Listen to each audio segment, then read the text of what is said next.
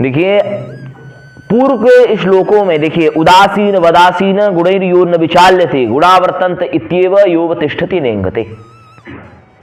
उदासीनवत यानी किसी भी व्यक्ति के अंदर बहुत सारे गुण हों, बहुत सारे गुण उसके अंदर दिखाई दे रहे हों, गुण दिखाई देने के बावजूद वह व्यक्ति कैसे रहे, ऐसा लगे कि हमारे अंदर कोई गुण ही नहीं है।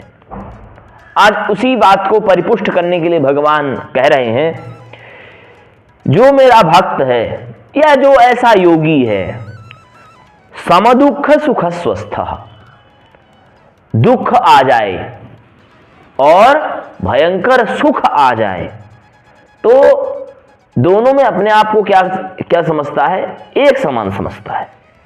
समलोष्टांस्म कांचन, लोष्ट यानी होता है लोहा, लोष्ट यानी लोहा, इसमें यानी होता है पत्थर, इसमें यानी होता है पत्थर, और कांचन यानी होता है मणिमाणिक्य आदि, वैदूर्य आदि।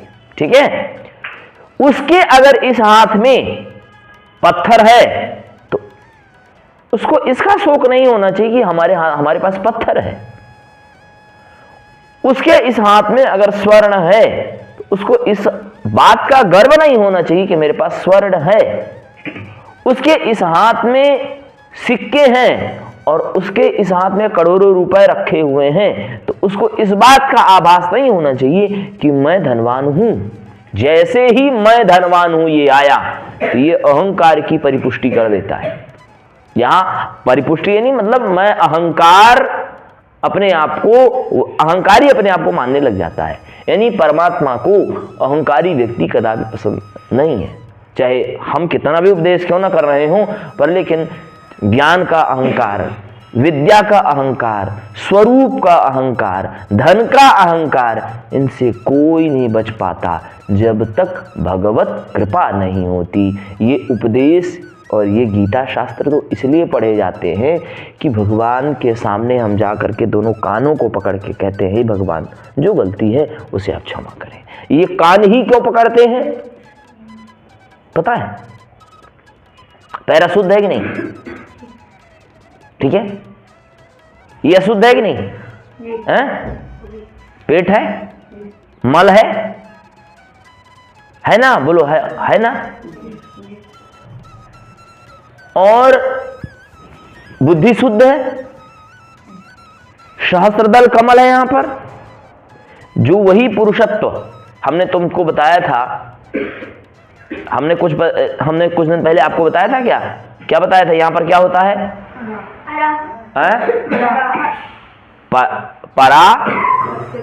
परा पश्यन्ति मध्यमा वैखरी।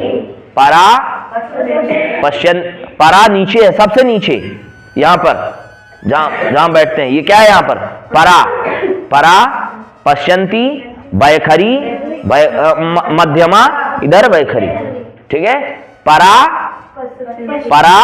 पश्यन्ति मध्यमा वैखरी।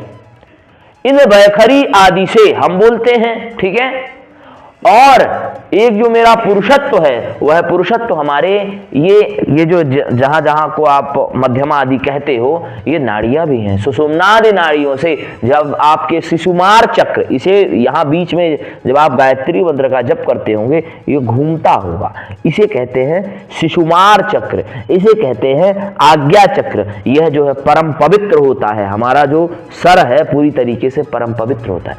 इसी बुद्धि से हम गलत भाव सोचते हैं, परंतु ये बुद्धि हमारे लिए बहुत अच्छा सोचती है। हम भगवान का चिंतन इसी बुद्धि से करते हैं, इसलिए यह बुद्धि परम पवित्र होती है। इसीलिए हम तुरंत कानों का स्पर्श करते हैं। ठीक है, इसीलिए हम जनेऊ पहनते हैं। जनेऊ जब हमारा शरीर जब हम फ्रेश होने जाते हैं तो कान में लगाए रहते हैं। क्यों? क्योंकि हमारा ये ब्रह्म है, ब्रह्मरंध है। क्या है? ब्रह्मरंध है। देखो, आदमी के शरीर में वैश्वानर नाम की अग्नि है। पेट में कौन सी अग्नि? वैश्वानर नाम की अग्नि। और सर में कौन सी अग्नि? धनंजय नाम की अग्नि। जब दाह संस्कार जब होता है व्यक्ति का, तो व्यक्ति के सर पर मारा जाता है तो ये कपाल फूटता है, तब जाकर के धनंजय नाम की अग्नि निकलती है। कौन सी अग्नि निकलती है? ठीक है, और वह धनंजय नाम की अग्नि कोई साधारण अग्नि नहीं है, वही जो पुरुषत्व है तुम्हारा उसको ले जाकर के जब यहां करती है तो हम क्या बन जाते हैं, योगी बन जाते हैं। और जब योगी बन जाते हैं तो हम, हमारे लिए कोई अप्रिय नहीं है, कोई प्रिय नहीं है, कोई स्तुति कर रहा है, कोई प्रशंसा कर रहा है, हमसे इससे क्या मतलब। प्रशंसा, स्तुति। अच्छा एक बात बताओ, भगवान की कथा क्या अच्छे अच्छे ऑडिटोरियम में हो ये जरूरी है? कहां पर होनी चाहिए? ये तुम जाकर के खालिदा में बैठ करके जहां पर भगवान ने लीला की है वहीं पर जाकर कथा सुनाना चालू कर दो, हो गया ना, आनंद आने लग गया। एक आनंद का ही नाम है भक्ति। भक्ति का मतलब ये नहीं है दिखावा, तुमने 10 खर्चा किया हम 1 करोड़ खर्चा करेंगे, ये दिखावा नहीं, ये तो फिर अहंकार है, ठीक है ना। इसमें दोनों को पढ़ना चाहिए, ना वक्ता को न श्रोता को, श्रोता वक्ता कोई ना पढ़े। उसको क्या करना चाहिए, ईश्वर के पास जाना है। जब तुम अच्छी जगह पर कथाओं को सुन रहे होगे, अच्छे अर्थ जहां पर वो कर रहे होंगे, तो वहां पर बताओ अर्थ आएगा, वहां पर भक्ति आएगी, वहां पर क्या आएगा, मान आएगा ना, मान आएगा, शौर्य आएगा, शौर्य कि मैं धनवान हूं, हैं? देखो, आढ्यो भिजनवान अस्मि कोन्योस्ति सदृशो मया यक्षे दास्यामि मोदिस्य इति अज्ञान विमोहिता। भगवान ने इसी गीता के 16वें अध्याय में कहा है, आढ्यो अभिजनवान अस्मि, मैं आढ्य हूं और अभिजनवान हूं। अभिजनवान यानी मैं बहुत योग्य और अच्छा हूं।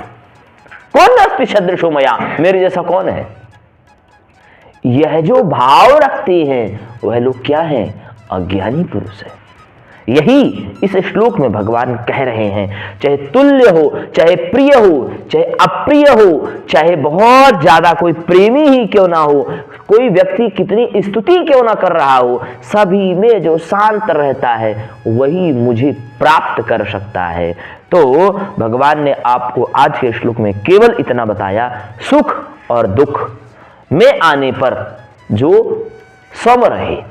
और अगर धन है, अगर एक हाथ में पत्थर है, एक हाथ में धन है, और एक हाथ में स्वर्ण है और एक हाथ में पत्थर है, तब भी वह अहंकार न करे और कोई प्रिय मिल गया, कोई अप्रिय मिल गया कि उससे अत्यधिक राग न करे और द्वेष न करे, और कोई व्यक्ति स्तुति कर रहा है उससे बहुत ज्यादा प्रसन्न ना होवे, कोई बहुत ज्यादा निंदा कर रहा है, उस व्यक्ति से कोई योगी या कोई भी प्राणी, सामान्य प्राणी, हमारे लिए बात हो रही है, आपके लिए बात हो रही है, तो कोई व्यक्ति बहुत ज्यादा निंदा कर रहा है उसे भी बुरा नहीं मानना चाहिए।